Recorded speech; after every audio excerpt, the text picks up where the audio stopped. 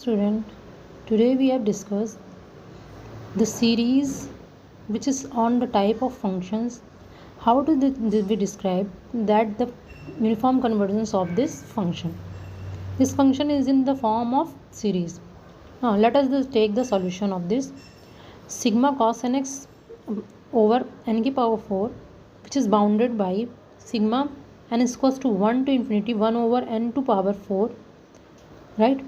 Because cos x is bounded by 1, right? So we can take in this dot, and we know that the series sigma 1 over n to the power 4 is convergent.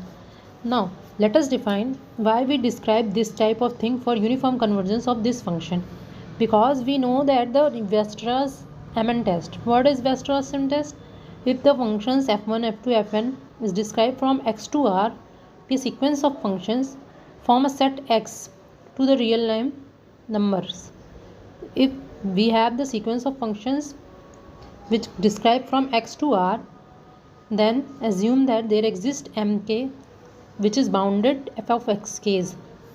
These mk's are this n over n 1 over n to power 4, which is bounds of cos nx over n to the power 4. The and sigma series of mk which is finite.